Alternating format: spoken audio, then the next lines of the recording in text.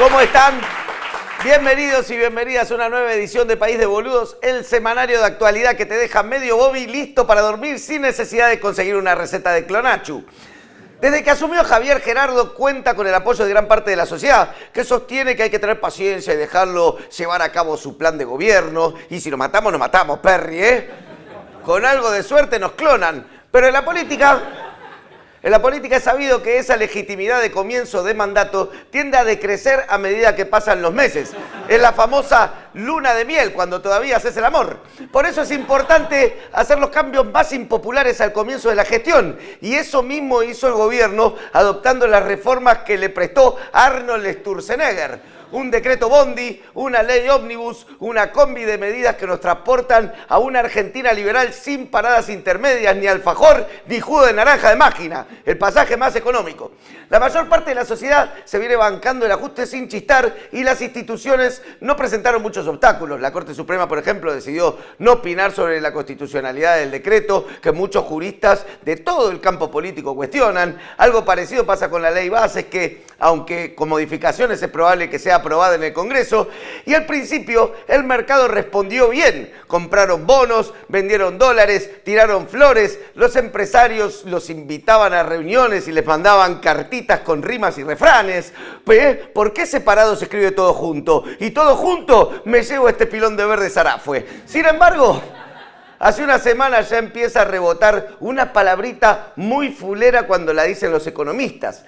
Inconsistente, y más cuando se refieren a un plan económico. Pareciera que empieza a crujir la estantería. El dólar subió un 30% en las últimas semanas, los bonos se desplomaron rueda tras rueda, el riesgo país empieza a escalar, el oso Arturo caliente en el banco, y uno dice, no, Javier Gerardo debe estar como loco, re preocupado. Pero no, sigue viajando por el mundo. El fin de semana pasado estuvo en El Salvador, donde reeligió como presidente el conservador Nayib Bukele, y el Jabo le estuvo quemando la gorra sobre lo bien que andan las cosas en Argentina, mientras el Buque intentaba camuflarse en su disfraz de Juan Luis Guerra. El otro día nosotros hicimos el acto del 25 de mayo y ya había pasado el día que presenté el libro en el Luna Park. La gente recibe al ministro de Economía como un héroe.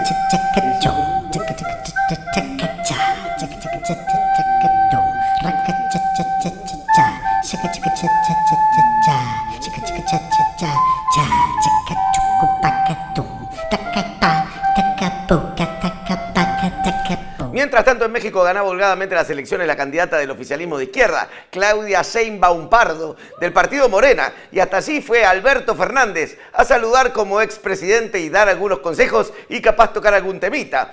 Pobre Latinoamérica, sufre una oleada de argensplaining, ¿eh? Nos va tan bien que exportamos conocimiento al resto de los países.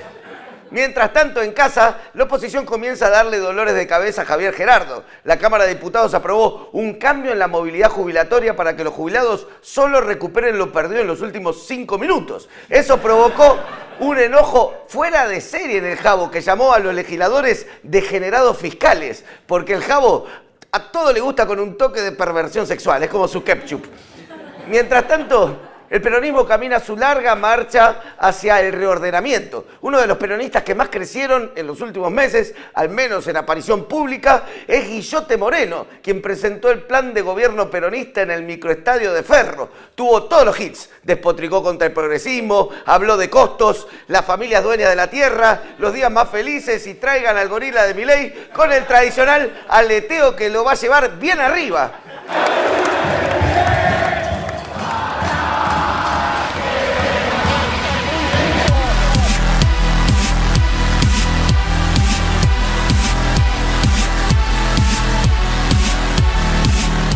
Y antes de meternos en el tema que queremos desarrollar, esta semana te contamos que País de Boludos es un medio de comunicación completamente independiente de partidos políticos, fundaciones y empresas. Y es totalmente gratis, lo pueden ver gratis en todo lado del mundo, pero nos financiamos ya hace más de 5 años con el aporte voluntario de público, en general, público que nos ve. Es decir, si no fuera por la gente que aporta plata, este programa no existiría. Así que si la pasás bien cada domingo y querés dar una mano, puedes hacerlo ingresando a este QR que está a mi derecha o a paisdeboludos.com.ar y ahí hacer un aporte único o o suscribirte y mensualmente tirarnos unos pesos que no te duelan, ¿eh? Los suscriptores tienen prioridad para venir a presenciar el programa. Les llega un mail, ¿eh? Ahora sí, vamos con el tema de hoy, que es la comida encanutada por el Ministerio de Capital Humano. Agente Sandra P., especialista en tareas de inteligencia emocional, licenciada en Ciencias de la Familia, neuropsicoeducadora, ciberpsicóloga, primeros auxilios psicológicos, experta en duelo, psicoenneagrama, reiki, mindfulness y, por supuesto, cómo hacer terapia online. El presidente la designó para una difícil tarea: destapar las ollas de la corrupción, sumergirse en los espurios sótanos de la democracia y meterse de lleno con los gerentes de la pobreza. Y en el medio gestionar 4 ministerios, solo una pantalla para distraer a los villanos. Pero en un pequeño descuido la gente P olvidó 5.000 toneladas de alimento en unos galpones y los mafiosos aprovecharon para endilgarle el error.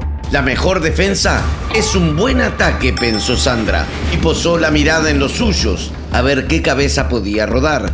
Gracias a la valiosa doble agente Leila Yani, Sandra logró denunciar al también doble agente Pablo de la Torre en un confuso episodio de Agentes al Cuadrado.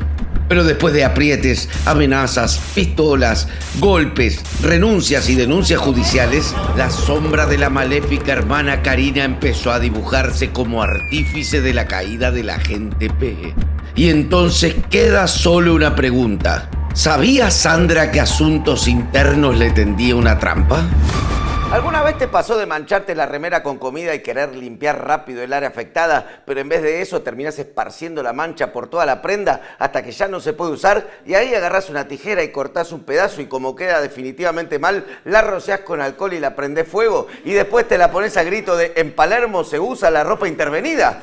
Bueno, eso fue exactamente lo que hizo el gobierno con las denuncias surgidas en el Ministerio de Capital Humano. Se mandaron una cagada tras otra. Un escándalo tapó a otro escándalo y cuando todo era un maremoto de denuncias, salió el Javier Gerardo a decir que es porque son demasiado buenos luchando contra las mafias. Como que Superman destroce una ciudad para salvar un gatito y le eche la culpa al Michi. Malo, señor Patitas, malo.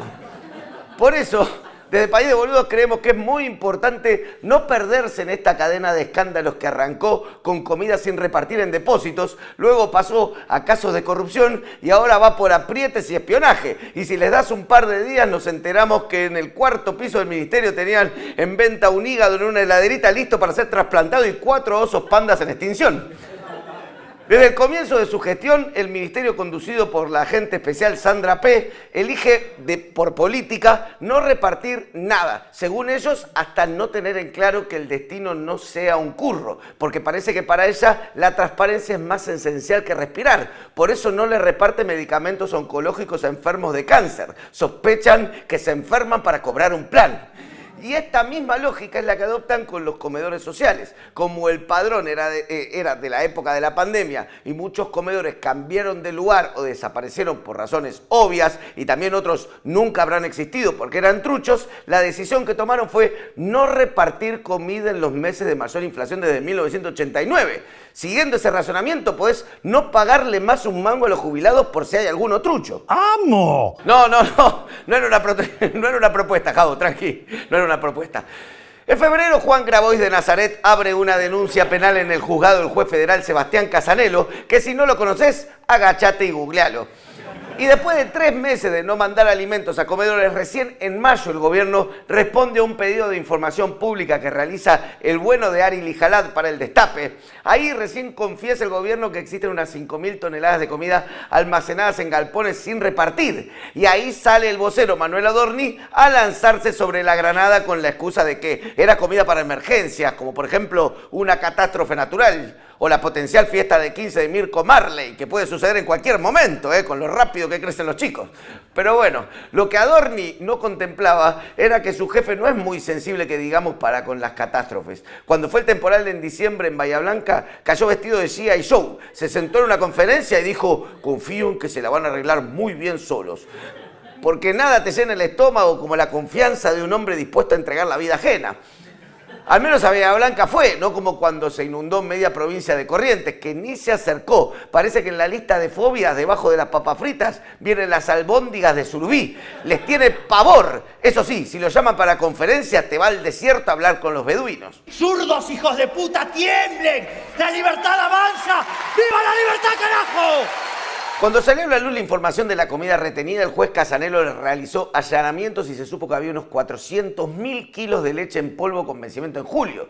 Y ahí, cuando el gobierno fue atrapado con las manos en la vaca, hubo una rápida reacción de la ministra. ¿Repartir la comida? No. Desplazar al secretario de Niñez, Familia y no sé qué más, lo que sería como el ministro de Desarrollo Social, Pablo de la Torre, que nunca imaginó que terminaría como peón sacrificado. Síganme en redes para más chistes de ajedrez. Pero entonces la justicia los intimó a presentar un plan de entrega de la comida dentro de las 72 horas y desde el ministerio apelaron la intimación, fieles a su actitud de perros de hortelano que no clonan ni dejan clonar. Y cuando ya no les quedaba más remedio, presentaron un plan de reparto que involucra al Ejército Argentino y el Ministerio de Defensa. Y además, en parte, utilizaría los 64 centros de distribución, comedores y merenderos de la Fundación Conin. ¿Fundación Conan?, preguntó el Jabo. Sí, le dijeron. La Fundación Conin responde al hiperconservador del Opus Dei, Abel Albino, que se hizo famoso por ir al debate sobre el aborto a decir que el preservativo no sirve y que el HIV atraviesa la porcelana, ¿eh? Se ve que el doctor acaba fuerte.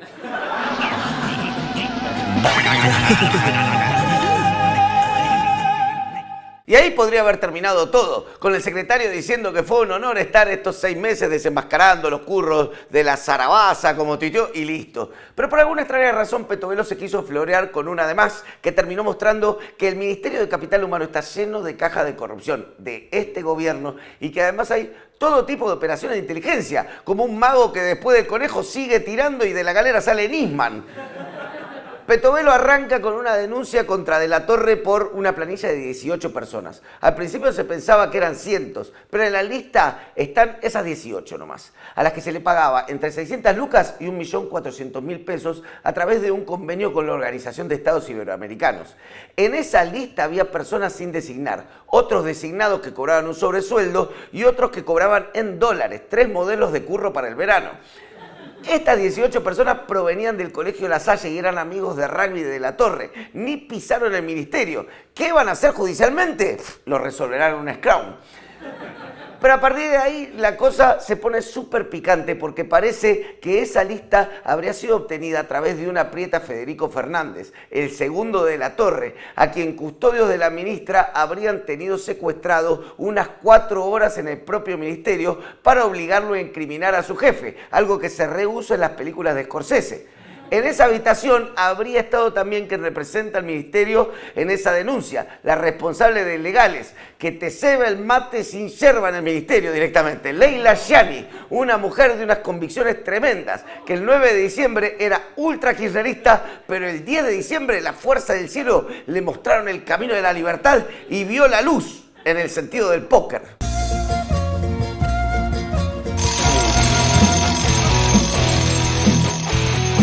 Bueno, hasta acá una trama berreta pero luminosa. A partir del desplazamiento de La Torre es que empieza a hacerse oscuro. Por un lado está Gianni, que tiene la fe del recién converso, pero es más trucha que la estatuilla del Oscar que tengo en casa y que dice Best Superstar. Así.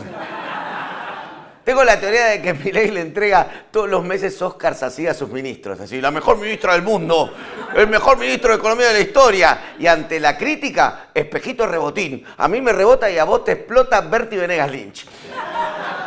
Según denuncia Carlos Pani, la Petovelo tenía un secretario muy importante al que después desplazó, llamado Maximiliano Quexeli, cercano al ex espía estrella de la CIDE durante el kirchnerismo, Antonio Estiuso, que después se hizo espía estrella del antikirchnerismo, otro que la vio.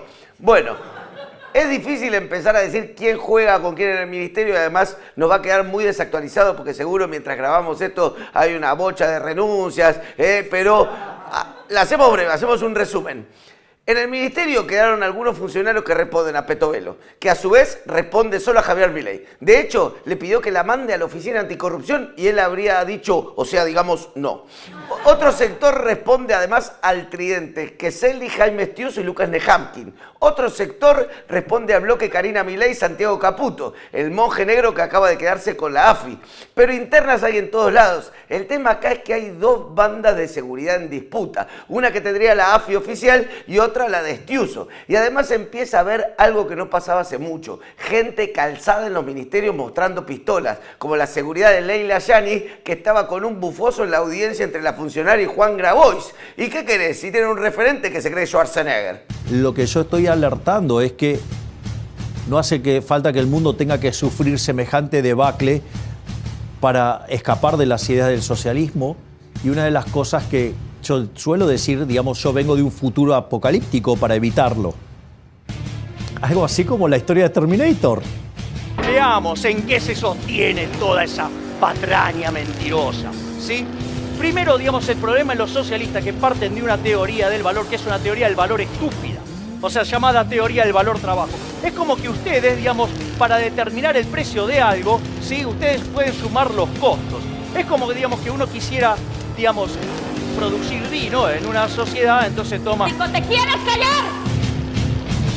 Como últimas novedades podemos decir que finalmente el gobierno el jueves a última hora presentó el famoso plan para repartir los alimentos asignando una prioridad a los que vencen primero para que se aprovechen lo mejor posible. En el medio, Petovelo se comió 2 denuncias más por la compra de alimentos a través de la Organización de Estados Americanos y el Programa de Naciones Unidas para el Desarrollo por miles de millones de pesos ambas. Algo que debería haber hecho con la firma del jefe de gabinete recién renunciado. La ministra se acumula entonces 3 denuncias en su contra y 2 más aparecen en el marco de su ministerio. No sé qué pasará en los días siguientes a la grabación de este programa, pero ya mucho hablan de un malestar en el gobierno porque todos los grandes escándalos provinieron de la cartera del capital humano, el de la ministra Petovelo. El conflicto con las universidades, el no reparto de medicamentos oncológicos, la comida encanutada, los Ryder Newkis y ahora bandas de servicio de inteligencia peleándose por hacer negocios. Se ve que la casta perdió el miedo. Ahora vamos a hablar de todo lo que está pasando en la economía, de todos estos cimbronazos y cuál es la realidad, porque no está saliendo tanta información, con Hernán Lecher. Hernán Lecher, el País de Boludos. ¿Cómo estás, Hernán?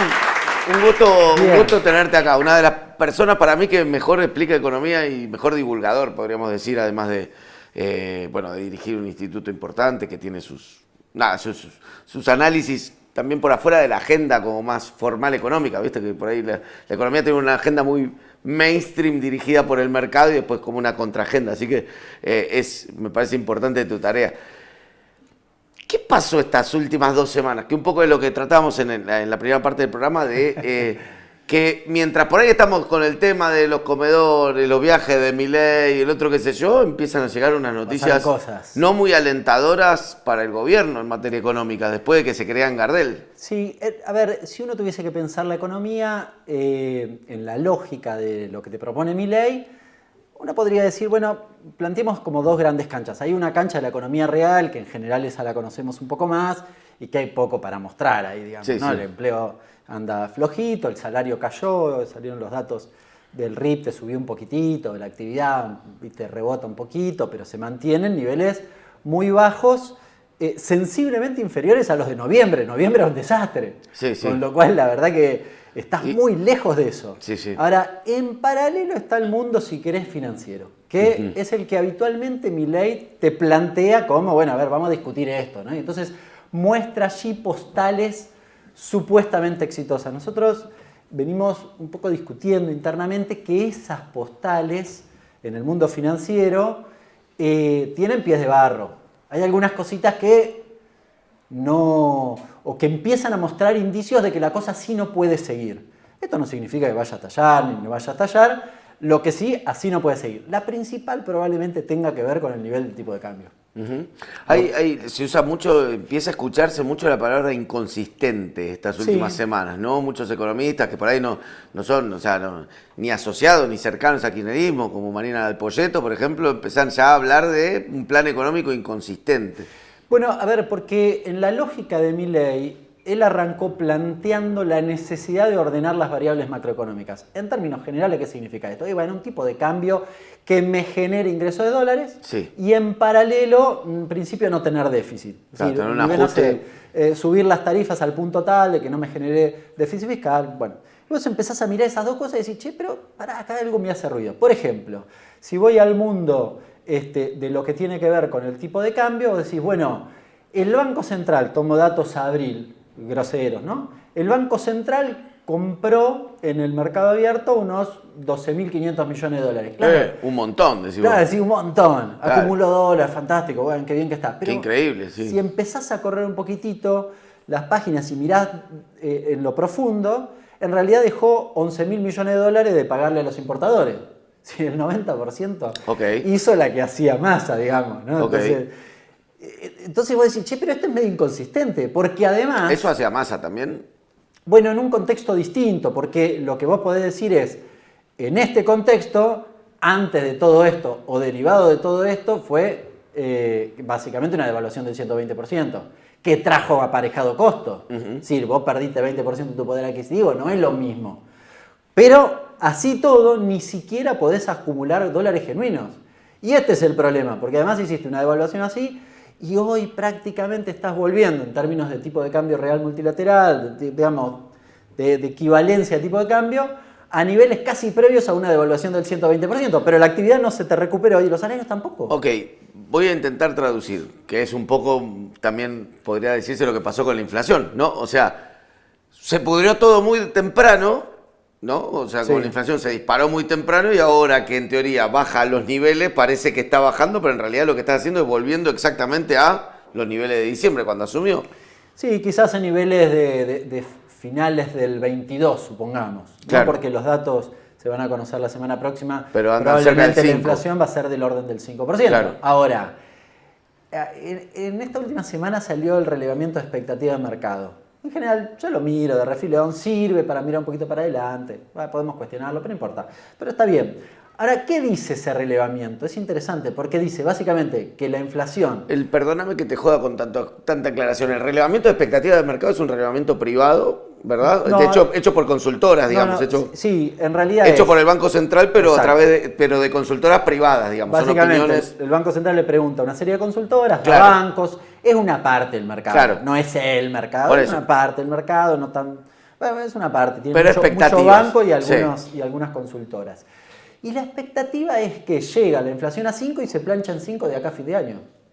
Un poco la tesis Cavallo que le venía diciendo a Milei. Ojo, le está diciendo, el problema, perfecto, vos bajaste la inflación a 5, que como vos bien decías, es lo mismo que tenías, no sé, a finales del 22. Sí. ¿Y ahora qué hacemos?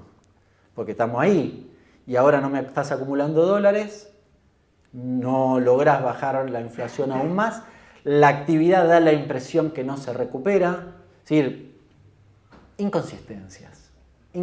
Lo mismo pasa cuando vas a la cuestión de la motosierra y la cuestión fiscal. Todo muy lindo, sí, no, tengo superávit, pero ¿qué hiciste para tener superávit?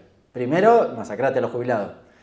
Pero además metiste plata, digamos, metiste boleta debajo de la alfombra, no le pagaste a Camesa. Entonces ahora cuando le pagues en junio y tengas que corregir, digamos, si querés, el déficit del primer semestre, ya no va a ser el superávit que vos básicamente planteaste. Claro, o sea, el superávit que se vanaglorian básicamente se construyó en base a recortar jubilaciones o no aumentar en realidad acorde a la inflación las jubilaciones, no pagar plata de energía a Camesa y además suspender la obra pública. Y suspender la obra pública. Claro.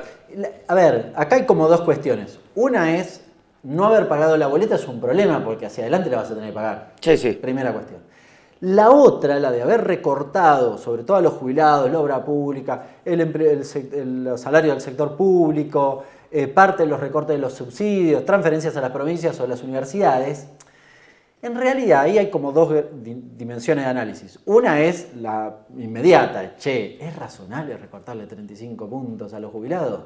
¿No te parece un poco mucho? Bueno, pero la segunda, si querés macroeconómicamente, me saco el corazón un segundo y hago el análisis frío, digo, Cuando vos le recortaste a los jubilados, ¿el jubilado qué hacía? Y iba a comprarle una par de zapatillas al nieto, supongamos, al que tenía un manguito más.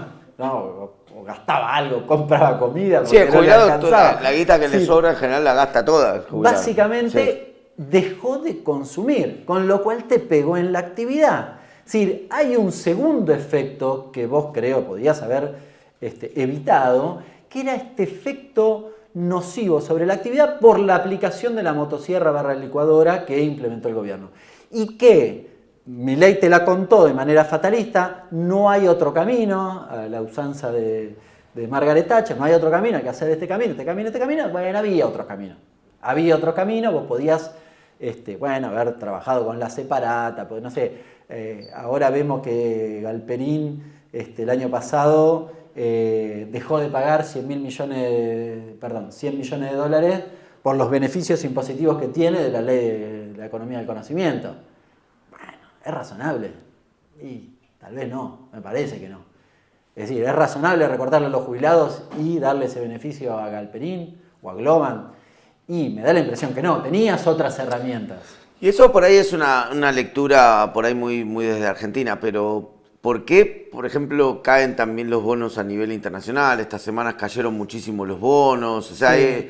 Aumentó el riesgo país. Pareciera que también hay una desconfianza, que ya no es una desconfianza por ahí nacional, sino también internacionalmente dicen, che, la verdad que, de hecho, el Fondo Monetario incluso le advirtió esta semana que guarda con el tema del ajuste y con que te explote socialmente porque... Sí, a mí me parece igual que en la lógica de lo que has visto en la última semana, sobre todo de la caída de los bonos y demás, se conjugan dos cuestiones. Es debatible. Sí. La primera para mí es los ruidos políticos.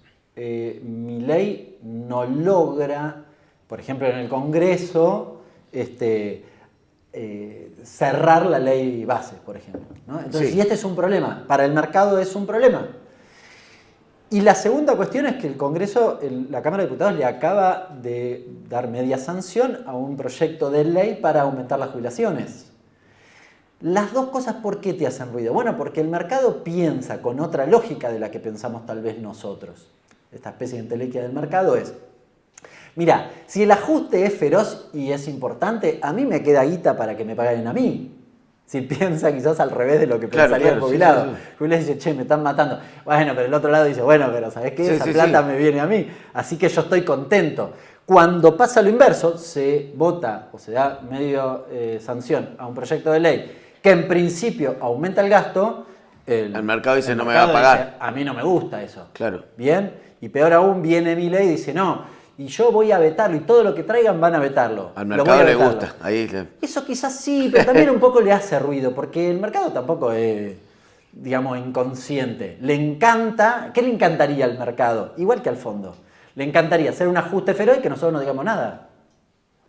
¿Se entiende? Si nosotros decimos es un problema para el mercado también. ¿Y por qué el fondo advierte, che, no te estarás zarpando con el ajuste? Por Porque- esto mismo. Porque por ahí no llega a pagarle después. No, porque el problema es que si vos te sobregirás, y este gobierno tiene una cosa medio de sobregirarse bastante medio de manera mango loco, recurrente, ¿no? Medio claro. ahí, Se toma pasa- mango loco, Pepsi con Sí. azúcar y se sobregira. De hecho, le pasó con la tasa de interés, se pasaron entre pueblos. Bajaron tanto la tasa La de interés. cancherearon. Claro, que dijeron, no pasa nada, total no pasa nada. Y bajaron la tasa de interés a un nivel donde, por ejemplo, el plazo fijo te da 2,5. Claro. ¿Y qué pasaba antes de eso? Vos en realidad, la tasa de interés estaba por debajo de la tasa de la inflación, perdías contra la inflación, pero en dólares no, porque la tasa de devaluación estaba en el 2%. Entonces hacías lo que se llama carry trade. Pero cuando lo bajaste al 2,5 y la tasa de evaluación es 2, 2,5, se acabó ese negocio. Se Y acabó. entonces esa guita que por ahí estaba puesta a hacer intereses en pesos, se trasladó al dólar. ponele. Sí, y además, eso por el lado de la demanda, pero además por el lado de la oferta, el sector agropecuario, que hoy debería estar inyectando de dólares el 80% en el oficial y 20% en el contado con liqui, y medio que se sentó arriba del silo y dice, bueno, esperemos un ratito, a ver qué pasa, ¿no? Y acrecienta las expectativas de evaluación. Con lo cual ahora estás en un problema adicional. Nosotros estamos medio mirando con la lupa. Ayer, hace un par de días, un compañero, Germán Muñoz, me escribía una mañana y me pone: hoy devaluaron un poco más aceleradamente. Había medido ese día nomás. A eso estamos mirando con lupa, a ver si hay algún cambio de tendencia, sobre todo en la cuestión cambiaria, porque en el nivel que estás, el Banco Central está comprando cada vez menos en la última semana. De hecho, creo que en 2 días vendió. Vamos a tratar de por ahí de traducir, no es que cuál es un poco el plan económico ¿no? Que me parece que por ahí, si no, por ahí tiramos todas variables y no se termina por ahí de dibujar un plan económico. La idea entonces fue, vos andá diciendo, pegamos una cosa inversa. Primero que nada fue, ¿cómo mantuvieron el dólar fijo? Que vos decís como, bueno, mantuvieron un dólar que estuvo cerca de los 1.000 pesos y qué sé yo. Lo mantuvieron cerca de los 1.000, ¿no? Un tiempo largo, por lo menos unos 5 meses, ¿no? Sí. Que estuvo cerca de los 1.000. En paralelo, lograron, bueno, hicieron un ajuste feroz y lograron un superávit, ¿no? O sea, que el Estado no pierda plata, ¿no? Sí. Y una devaluación mínima de 2% del dólar oficial, digamos, pero mantuvieron un rato así. Con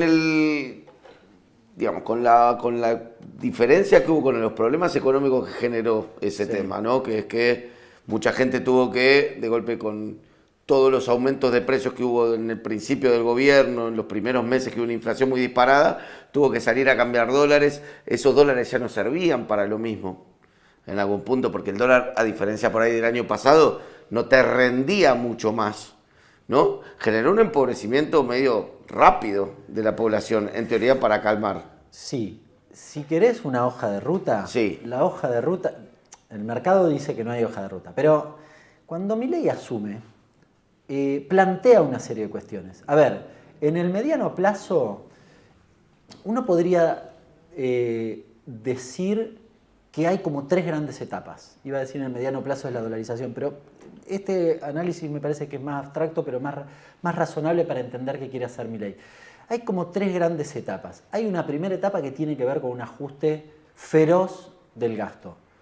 Básicamente en detrimento de las mayorías populares. Bien, ¿por qué? Y bueno, porque no aumentaste los derechos de exportación, que supuestamente le ibas a hacer. No, eso no le sacaste nada a Galperín, le recortaste a los jubilados. Listo, lisa y llanamente. Iba a ser la casta, no es la casta, es la gente. No es la Listo, se acabó. Eso, apenas asumido el gobierno, el Ministerio de Economía publica un cuadrito, yo no sé si te acordás, un cuadrito que decía, ¿dónde voy a recortar? Decía, bueno, 0,4 vamos a hacer con la reversión del impuesto a las ganancias. 0,4 se lo vamos a recortar a los jubilados. Bueno, y así ese cuadrito, más o menos siguieron esa hoja de ruta. Algunas cosas le salieron, otras no, pero básicamente era eso. Ajuste fiscal, sobre todo Jubilados, obra pública y campesinos. Exacto. Y conjuntamente con eso, una corrección del tipo de cambio feroz, de la más importante de la historia de nuestro país. Pero a la par de eso, y esto es muy importante, hay como un segundo objetivo o parte del plan, que fue la desregulación. Porque eso, en términos macroeconómicos, le generó una devaluación así que se apreció así. Pero en la práctica, ¿qué es? ¿Qué es la desregulación? Bueno, que la prepaga te pudieran aumentar lo que quisieran. Después les agarraron la cabeza, ¡ah, qué escándalo! Pero maestro, si vos los habilitaste a aumentar lo que querían. Telecomunicaciones, el aumento fue el 160, 170% en los últimos 5 meses. Me está rompiendo el orto Movistar. Bueno, nadie dice nada porque se ve que ahí no es un problema, con la prepaga se ve que hay alguna cosa Mi culo más. no es un problema para Milei. Bueno, exactamente. Entonces, la segunda cuestión es que lo que yo te recorté a vos vía devaluación, digamos, que significa una transferencia de ingresos, pero también a través del ajuste fiscal, alguien se lo quede. Alguien se lo quede. Eso es el DNU y la ley bases. Tienen nombre y apellido. Bien, tienen nombre y apellido. No es neutral. Hay gente que gana con esas políticas. ¿Uno es italiano, puede ser? Tipo con Bueno, apellido. no. Empieza con P y termina con Aolo Rocca, por ejemplo. Ahí hay un debate. Es interesante eso porque se supone que este es un gobierno que viene a hacerle el laburo y el laburo sucio a los grandes empresarios de nuestro país, está claro, Paolo Roca, Ernequian, Galperín si querés, Elstein, ¿no? Es decir, que son los que de hecho escribieron la ley base, pues la escribió Milei, ¿no? La escribió, si querés, una parte de Sturzenegger, sí, con los bufetes de abogados de estos empresarios. Sí. ¿Bien? Y en paralelo, los grandes empresarios internacionales. Los Elon Musk, Ewan McEwan, qué sé yo. Algunos tipitos. Cargill, todas esas. Que, bueno, en parte tanto, sí, pero sobre todo estos que tienen en vista el negocio de lo que es la ley, el RIGI, el régimen de grandes inversiones. Entonces, en principio es un modelo que pretende favorecer a esos sectores. El tercer capítulo, entonces, ajuste fiscal y devaluación. Segundo, garantizar el negocio de determinados actores. Y el tercero, que es justamente en el mediano plazo, para mí después del 2025, si les va bien en las elecciones, es básicamente congelar eso en un punto, para que no vuelva para atrás. ¿Qué es eso? La dolarización. ¿Se entiende? Es decir, yo te metí la mano en el bolsillo, los salarios representan el 30% del ingreso en la Argentina y te lo congelo ahí. ¿Para qué? Y para que no vuelva para atrás. Lo único que falta es que se les ocurra ir por el 50-50. ¿Estás loco? No se puede. No se puede. Entonces, ¿para qué hacemos todo este esfuerzo? Diría Milei. ¿Para qué hacemos? Bueno, congelémoslo en ese punto.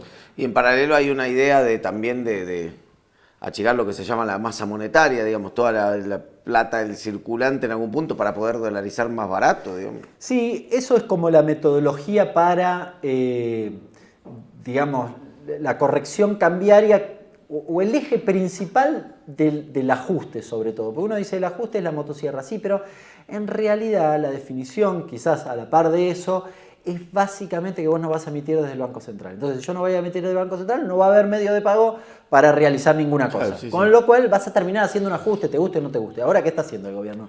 La política del gobierno. Traspasa la deuda que tiene el Banco Central al Tesoro. Y vos decís, bueno, la hoja del Banco Central, que tanto le gusta a Milei, qué sé yo, mirar, dice, los pasivos de las deudas que tenía el Banco Central desaparecieron. Qué bien, está fantástico este balance. Bueno, aumentaron en el Tesoro. Algunos que dicen, che, medio que no pasó nada, la pasaste de un lado al otro, sí. Pero, ¿por qué traigo a colación esto? Porque en el Tesoro dependen de la recaudación. Y si yo no recaudo, no sé si pago la deuda. ¿Se entiende? Sí. Esto es una cosa que se dice bastante poco, porque además, no quiero ponerme muy complejo, pero ese traspaso de las deudas o de los pasivos del Banco Central al Tesoro, en realidad los pasivos del Banco Central son como la contracara, el correlato en realidad de nuestros depósitos, sobre todo a plazo fijo. Y ahora van a estar respaldados por deuda del Tesoro. Y si el día de mañana el Tesoro no tiene que pagar pan, ¿qué pasa? Corralito.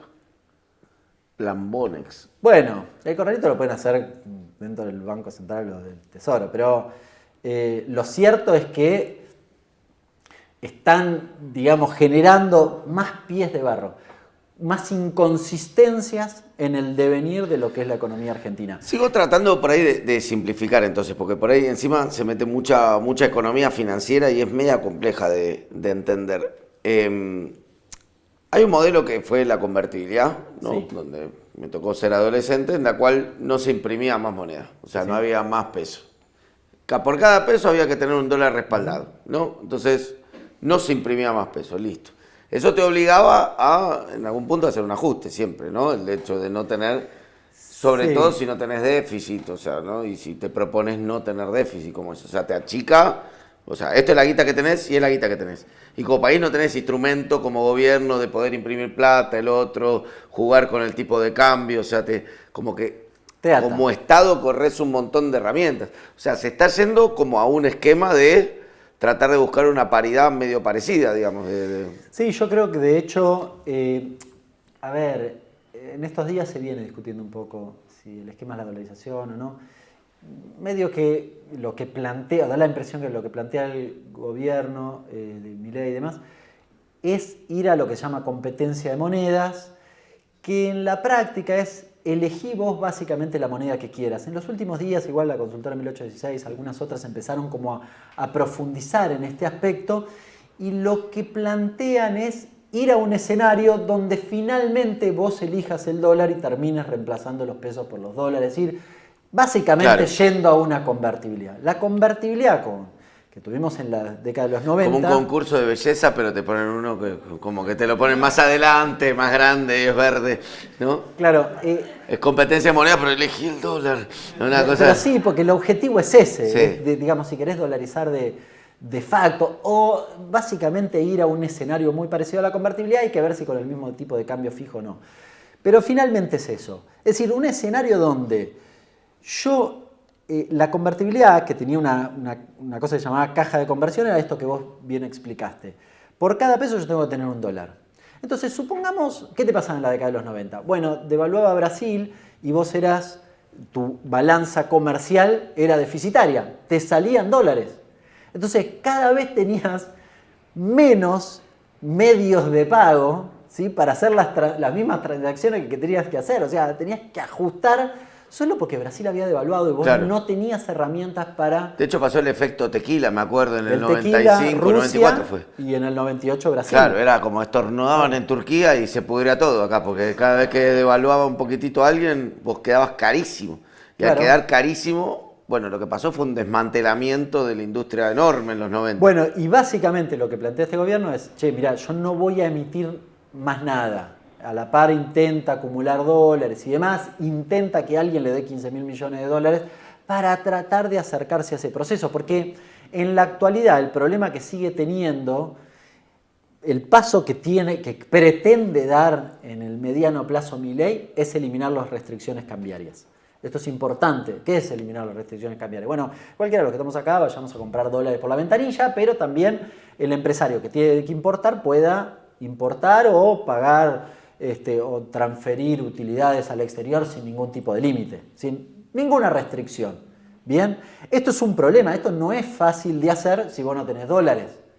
Bien, vuelvo a lo que planteábamos antes. Y hoy básicamente las reservas netas están en 600 millones positivos. Bien, en el medio poner el quilombo de los yuanes, que es un quilombo no menor. Sí, sí. Pero básicamente yo no puedo empalmar mis dólares con los pasivos que tengo. Las deudas. Claro, ¿qué son los pasivos que tiene el Banco Central? El plazo fijo. Dicho de manera más sencilla, ¿cuál es el problema? Que si mañana nosotros agarramos y vence el plazo fijo, agarramos la plata y vamos a comprar dólares si no hay restricciones. Es lo que pasó estos últimos. Y hacemos saltar la banca, digamos. Ese es el problema. No nosotros, pero grandes jugadores sí. No, pero pensá que el plazo fijo deben estar, no me acuerdo el número, pero debe estar arriba de 15.000 millones de dólares. Ah, está Igual, bien. ahí tenés de todo. Tenés grandes jugadores, chiquititos. ¿Qué se hizo mal, no? Porque ahora vos estás alineado con el peronismo. ¿Qué se hizo mal? Porque si no también, bueno, esto es lo que llegamos, ¿no? Un modelo de una nueva convertibilidad, un neomenemismo. ¿En la última gestión? ¿Eh? Bueno, en la última gestión o por ahí también o sea, se puede tomar, o sea, hay una línea del peronismo que dice, bueno, hubo un gobierno que estuvo bien porque tenía cuentas ordenadas, porque no gastaba más de lo que ponía, porque tenía los superávit gemelos y todo eso, que fue Duhalde Néstor, digamos, el periodo Duhalde Néstor y por ahí al principio del gobierno de Cristina. Bueno, Duhalde hizo una especificación asimétrica, ¿no? A lo loco, Franco. Sin duda, pero bueno, es un poco la lectura. Te estoy hablando de poner desde una lectura más conservadora morenista, si querés. Hubo una convertibilidad, después hubo otro periodo que fue el Duhalde Néstor, o sea, el Remes-Lenikov haciendo una mega devaluación, se comió el Zeppelin terrible No, y mira, después... Pero después hubo como otra variante de gobierno peronista que fue el segundo gobierno de Cristina, el Ministerio de Economía de Axel, por hablando mal y pronto, ¿no? Y después, bueno, vino el macrismo, etcétera, digamos. Pero ¿qué se hizo mal en el peronismo? Bueno, después Guzmán, ¿no? Con Alberto Fernández y Massa. Arranco por el debate del 15, si querés. De 2015. Sí, el segundo gobierno de Cristina. El debate del 15 no sabía de qué me hablaba. El segundo gobierno de Cristina, claro, sí. que es el que cuestiona. Sí. A mí dame el 15. ¿Sabes cuánto era la deuda en dólares privada que tenía Argentina? 8% del PBI. Dámelo, dame eso. ¿Había que hacer correcciones? Sí, probablemente. Pero dame ese país. Los salarios.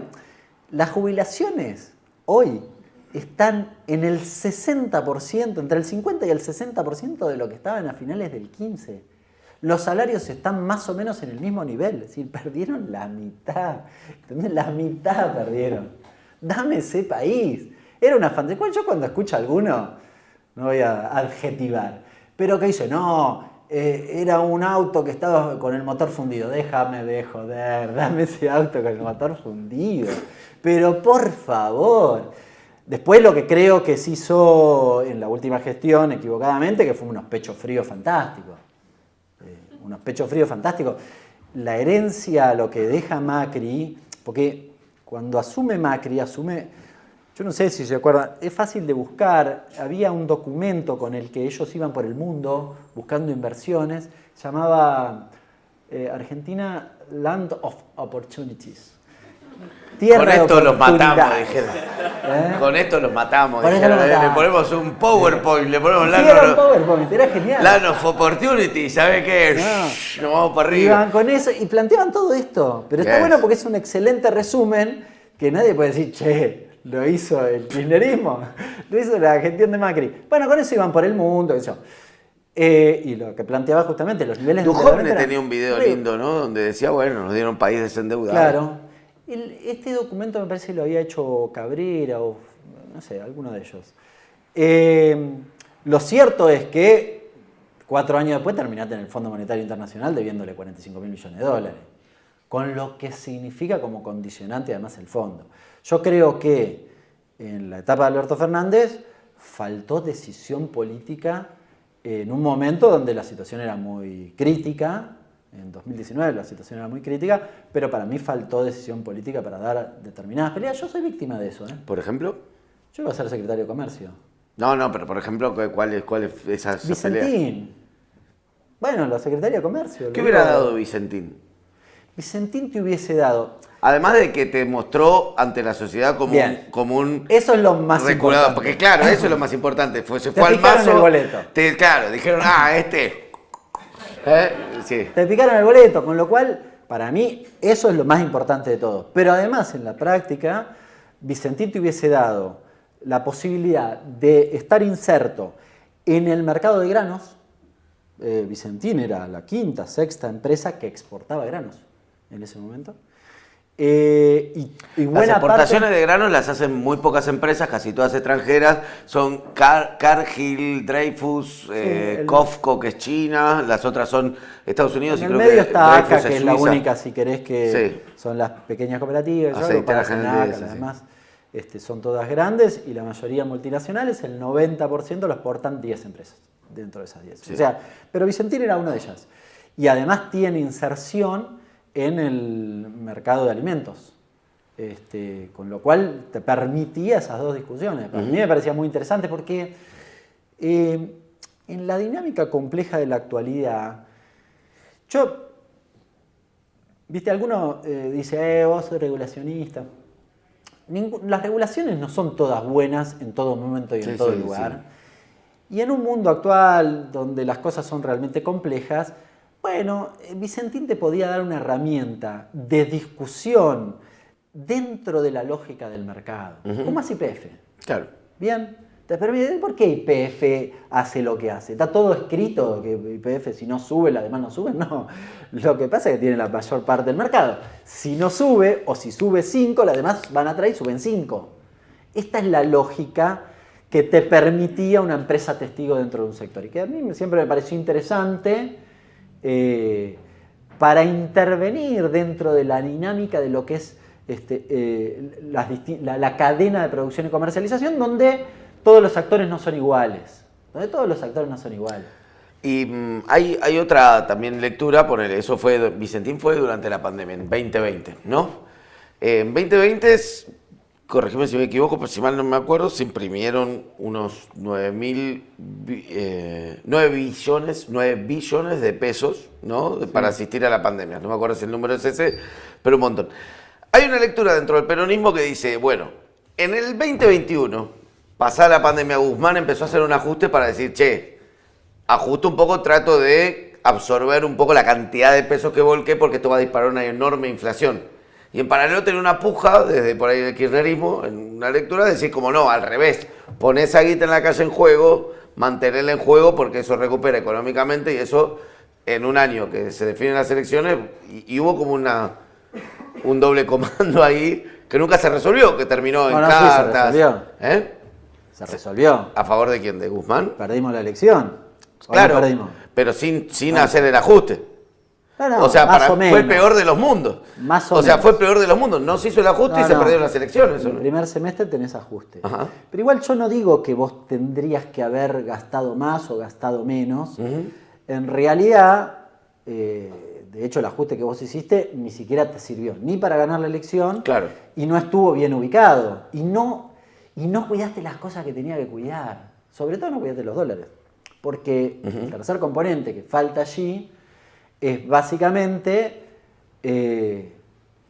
digamos, vos no cuidaste los pocos dólares que tenías. Entonces, o sea, vos te referís pagaste a los... a 15.000 millones que se patinaron un poco, que venía cualquiera y decía, che, voy a importar un container desde China con Dos cosas. empresas ubicadas en la isla Sí. se llevaron en los primeros 5 meses de ese año ¿En dónde ubicadas? en Tierra del Fuego. Ajá. No quería ser tan explícito, pero era un poquito para entendido. Bueno, Pero son en los dos. primeros 5 Tierra del Fuego lo meses- manejan 2 personas, básicamente, ese Bueno. régimen. Caputo y Chernahovsky. Entre los dos importaron 500 millones de dólares ellos dos solos. Adelantaron importaciones. Es decir, ahí dormimos una siesta. Estuvo muy mal manejado. O se llevaron una moneda.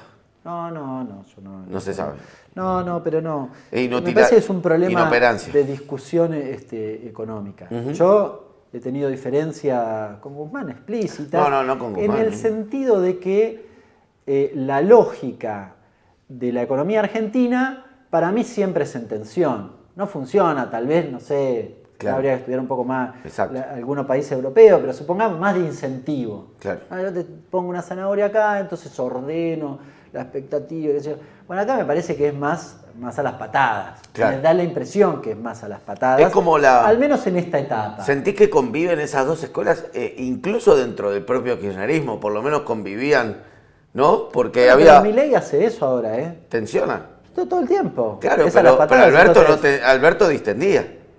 Bueno, y además eso me porque refiero. en una ventanilla te decían una cosa y en otra ventanilla te decían otra. Entonces, y son épocas donde vos, viste, le dabas a algunos actores, les dabas un crédito a tasa subsidiada y los tipos se daban vuelta y te remarcaban, no quiero poner un ejemplo textil, pero De lo ropa. hay, donde pasaba eso. Bueno, O sea, eso del en Estado alimentos bobo, ni eso. hablar. Eso.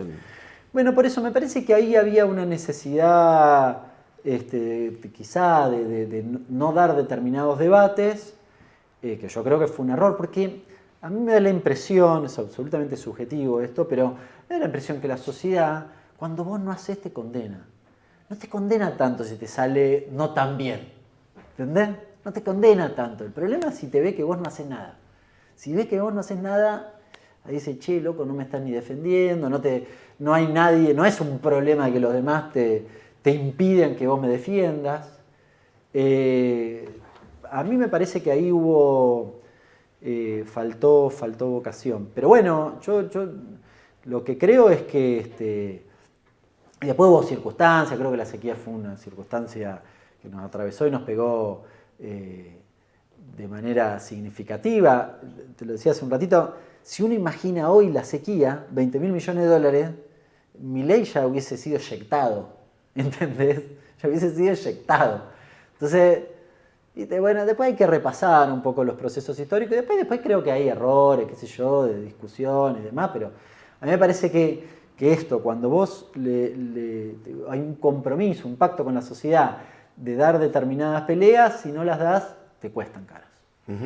Y además, sobre todo, porque no fue ni, como dirían, el viejo refrán, ni chicha ni limonada, ¿no? O sea, no diste la pelea, pero tampoco fuiste como en la tendencia del mercado, quedaste como Sí. ahí en un híbrido Yo, pasivo. Más allá de cargar, discutir la gestión anterior, me parece que hay que reflexionar de cara hacia adelante respecto a esto, porque esto sí deja una cosa, porque hoy se está discutiendo qué peronismo queremos.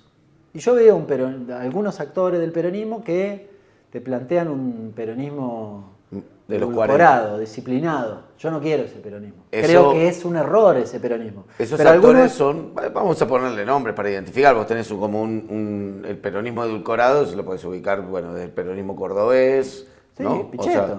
Bueno, que Pichetto, vota al Rigi. Pichetto, Dice, no, lo demás es sepia. Maestro, estás entregando la Argentina y no te hace un poquito de ruido. Pero hermano, no lo exagero después yo. tenés un peronismo versión años 40, 50 de Moreno, ponele, como de... Bueno, pero Guillermo tiene... puedo tener diferencias y demás, pero... tiene es un plan tipo- peronista, clásico. Da una discusión con una serie de actores. Después yo puedo discutir si está bien... Pero él dice, mirá, acá hay el sector agropecuario. Las familias, los dueños de la tierra, dice. Claro, los dueños de la tierra histórica de la Argentina, eso tiene que hacer un aporte. Bueno, ahí no tengo diferencia. Me parece interesante ese planteo.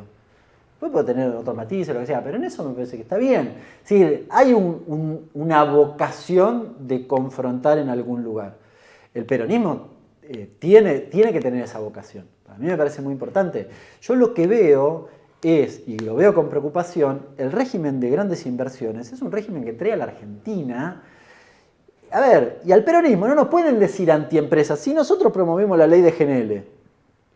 Y la ley de GNL te daba la disponibilidad de divisa del 50%, Claro. no el 100%. Los 100 palos que se llevó Galperín, entre otras cosas, son por un estímulo Bueno, por hecho durante el ejemplo. gobierno de Cristina. No, pero digo, esta lo planteo por el que la ley de GNL tenía que votarse en el Senado y el gobierno actual decidió boletearla e impulsar el RIGI. Entonces ahora, esa ley no era para Petronas, pero básicamente era una ley que te permitía impulsar el acuerdo de YPF con Petronas. Petronas es la empresa estatal malaya de hidrocarburos, para que ellos hagan una planta de liquefacción acá en las costas de la Argentina. Entonces puedas exportar el gas que tenés en Vaca Muerta, ¿no? Entonces, ahora Petronas quiere el RIGI, quiere el 100% de libre disponibilidad.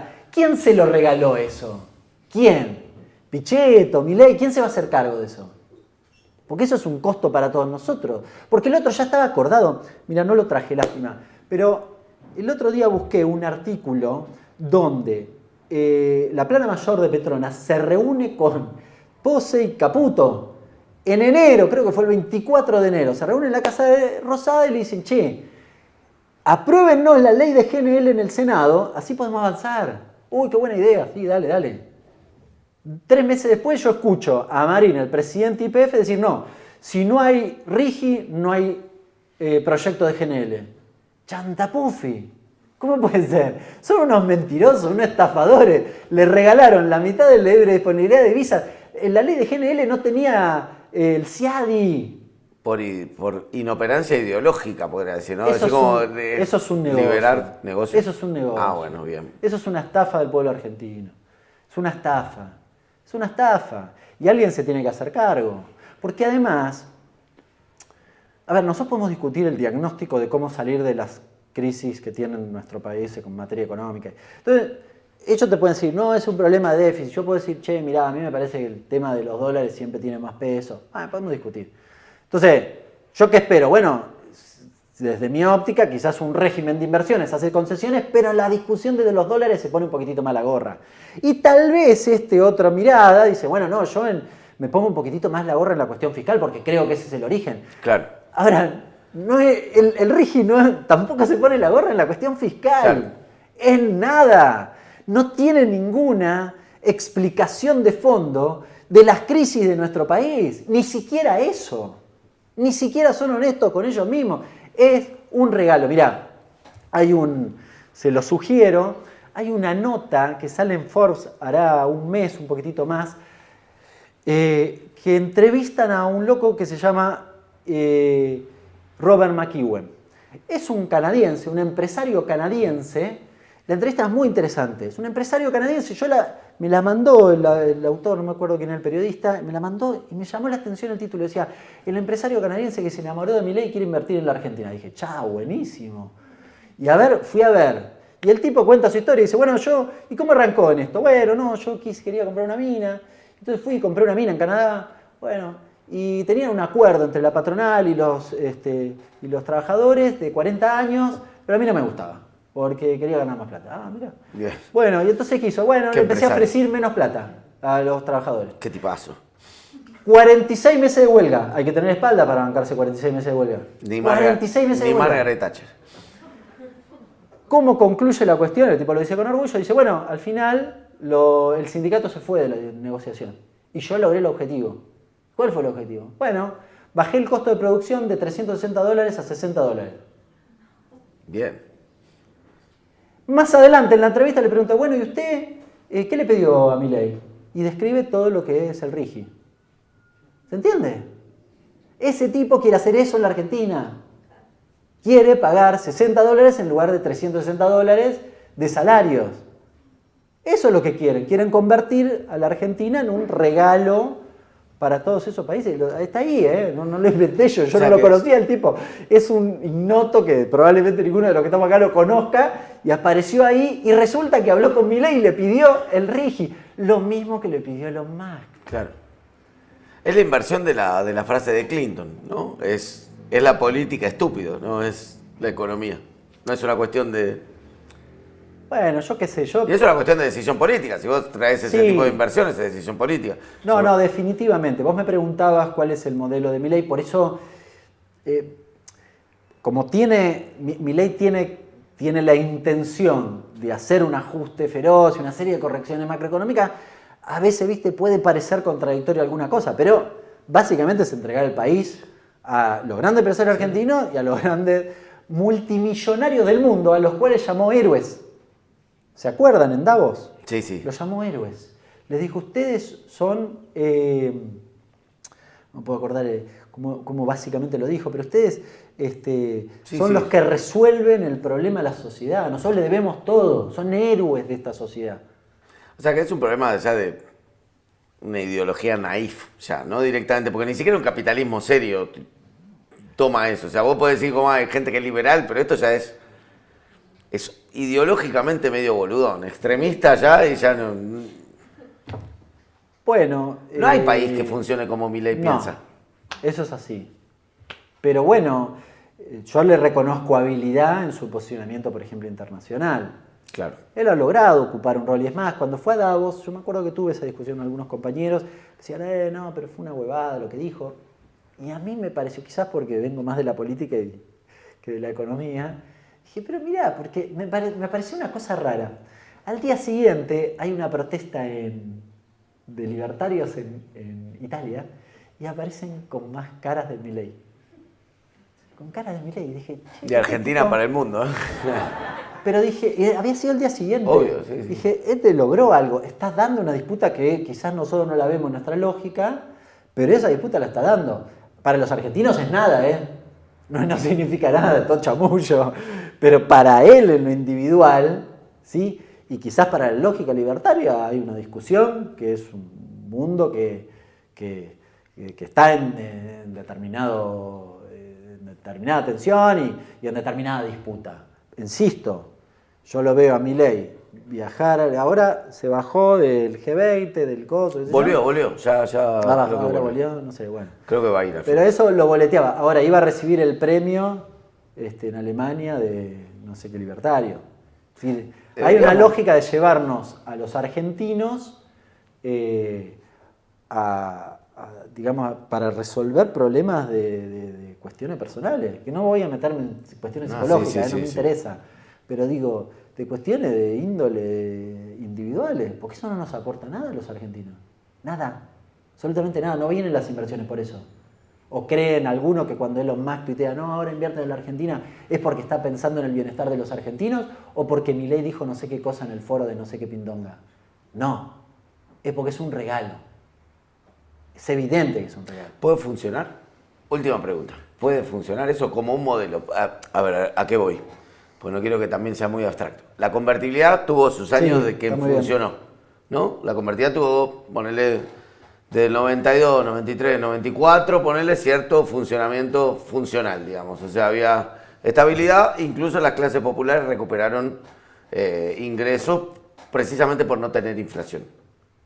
¿Puede funcionar? De nuevo, mi mirada es que tiene pies de barro esto, así que es bastante más complejo. Pero mi hipótesis de trabajo es que efectivamente puede ser como los segundos 5 años de la década de los 90. Es decir, donde 96, tengas un 7. escenario de inflación un poco más baja a costa de niveles de desempleo más elevados y un nivel de actividad económica y de salarios que es más bien el que tenemos hoy, un poquitito más si querés. Pero no es el de noviembre del 23, ni mucho menos el de diciembre del 15. Bien, una economía más chiquita, con salarios más deprimidos, pero bueno, tal vez una parte de la sociedad dice, bueno, pero... Modelo medio chileno, digamos. Puedo comprar crédito dólares. fácil, sociedad endeudada totalmente, Sí, pagando la no salud, sé la si educación. tanto eso, porque para eso falta mucho, pero sí que pueda acceder al dólar, y con inflación baja. Que esos son dos variables que en la psicología de nuestro país, o en la historia económica de nuestro país, son como dos variables que pesan. Sí. Entonces, eso temporariamente le puede dar algún resultado. Termina mal, así como digo esto, digo, aunque eso salga así, termina mal. Termina con mucho daño. Bueno, en Argentina terminó en el 2001, así que medio que en general nos acordamos. Así que termina mal esas experiencias, terminan básicamente en estallidos sociales, pero porque no sé si esta necesariamente va a terminar así, hay un montón de discusiones en el medio, pero cuando vos vas en contra de los sectores populares, en algún momento eso entra en tensión. Hoy quizás nos parece paradójico que en el quilombo en el que estamos no haya una reacción acorde a ese quilombo. Bueno, podemos discutir si es una cuestión temporal. En general la gente dice, bueno, yo todavía le tengo expectativa, o tengo expectativa. Bueno, ¿qué es eso? Y qué sé yo, que a fin de año esté como en noviembre del año pasado. Yo decía esto en junio, que iba a pasar en junio. O sea, cuando me lo preguntaban en enero, decía, bueno, que en junio estés como en noviembre. Estamos en junio y no recuperaste nada. ¿O cuánto más? En diciembre, que estés como en noviembre. Bueno, es una discusión que todavía está por verse. A mí me parece muy difícil que haya Estamos recuperación del preguntando salario. cuánto falta para volver al pasado, ¿no? Para volver a noviembre, ¿cuánto queda? Claro, eso es importante también, porque noviembre, lo decía hace un ratito, noviembre es un desastre. Claro. Sí, vos me dijiste, che, para que estés mucho mejor que como estabas en noviembre, vas a estar 20% peor. ¿Entendés? Y bueno, mi pregunta es, está bien, yo te la banco, pero ¿cuánto tiempo? Porque si yo me como 6 meses de ajuste y vuelvo a noviembre, quizás lo pienso. Y bueno, porque ahí de repente empiezo a recuperar, parece razonable que haya hecho un ajuste, lo que sea, me haya comido 6 meses de pérdida de poder adquisitivo, me comí los ahorros, lo que sea. Pero bueno, fueron 6 meses, un año. ¿Cuánto me querés llevar? ¿Cuánto me querés llevar? Hernán Lecher estuvo, muchas gracias por venir. Placer. Muchas gracias. Bien, amigos, amigas, voy a decirles una realidad, que es que ha disminuido considerablemente la cantidad de odio en los comentarios de nuestros programas. Yo no sé qué estamos haciendo mal, pero nos llegan ya cosas de muy baja calidad, como la de Sergio Orbat, que dice, al fin se sacaron la careta, zurdas de mierda. Ya no dan ni ganas de leerlo así, viejo. Pónganse las pilas, ¿dónde está el ingenio? ¿Dónde están aquellos odiadores seriales que todos los programas se peleaban? ¿Los perdimos? Buah. Pepe Argento dice, ¡zurdos! ¡El pueblo no los quiere! ¡Nuestra bandera es azul y blanca, no roja! Gracias, Pepe, gracias. Me imagino que estarás atravesando la primaria, pero en la mitad, no más allá de sexto, porque no hay ninguna ironía, nada, pero bueno, nada. Espero que crezcas así, libertario, y nos putees bien en el futuro. Julio Manuel Sales hace una degustación de comedia, dice, no está mal el intento de imitar a Tato Bores, que es logrado con relativo éxito, no mucho más que eso. Che, ¿y vos vendés humo así en todos los canales de YouTube? O sea, vas comentando, no, la verdad que el gol de Chilena estuvo bastante bien, he visto mejores, no mucho más que eso. Así que vamos con mensajes raros, porque no funcionó mucho el tema del odio, por lo menos no se ve que no le está dando tanta bronca. Vamos con Gagel Red Fox, que dice, aporté pero no la puse, ahora siento que caí en una estafa piramidal. Sí, la verdad que sí. Pero bueno, si quieren ponerla, sigan aportando todos los meses, que eso seguro les va a funcionar. Porque después comentan a alguien, che, yo soy suscriptor de PDB. Yo también, dicen, y ahí nomás, el coito. Y Manuel Cruz Núñez nos dice, loco, hace una semana estuviste de jarana y todavía no recuperás la voz. ¿Por qué no te cuidas un poquito más? Ya no somos unos pibas. No, tenés razón. La verdad tenés razón, quizás estoy trabajando un poco de más. Estoy haciendo un programa en Blender a las 8 de la mañana, desayuno intermitente, lo pueden ver. Y excelente show de stand-up, como el que di anoche en la ciudad de Santa Fe, o el que daré este sábado en Mar del Plata. Pasé un chivo. Y como seguimos con esto de la crisis que les decía, vamos a pasar un mensaje ya, un clasificado. Servicio técnico Charlie, que nos dice, si salgo en los comentarios, pasa mi chivo. Reparación de telefonía móvil e informática 11 33 57 y al revés 57 y 733. Como la gran parte del país ya no sé qué hacer para llegar a fin de mes. Fede, podata, no soy trosco pero apoyo lo quiero. Se siente, Norita está presente. Un beso grande, servicio técnico, ojalá funcione, che. ¿No dijiste la localidad? Bueno, 11 es Ciudad de Buenos Aires, ¿no? O AMBA. Muy queridos en el resto del país, el AMBA. Luis Uru Díaz dice, amigo, ¿no tenés un alias para poder aportar lo que uno pueda? Es que no nos sirve que aportan lo que uno pueda, porque se nos hace imposible planificar. Y además, en general, cuando uno aporta lo que puede, en general siempre tira un poquito más para abajo. Y la verdad que el precio mínimo es 3.000 pesos, que qué sé yo, es lo que vale casi que una lata de cerveza, 2 latas de cerveza grandes te valen eso. Así que, no sé, o sea, son 2 latitas de cerveza por mes. Si no te va a dar culpa. Mirá lo que le pasó a Álamo Estepario, que dice, nada de lo que he hecho en mi vida me genera tanta culpa como ser espectador de PDB de 2019 y no haber aportado nunca. Vamos a limpiar la conciencia. ¿Y vos también querés limpiar la conciencia? Bueno, podés entrar a paisdeboludos.com.ar o si no a este QR, y ahí podés hacer un aporte único o una suscripción mensual. Y muchas gracias a los que se suscriben y a los que aportan algo. De verdad, y agradecemos a todos los que quieren aportar algo, pero por ahí no pueden llegar a 3 lucas. No se preocupen. Mírenlo, disfrútenlo y ojalá mejore todo. Y cuando tengan, nos tiran unos molacos.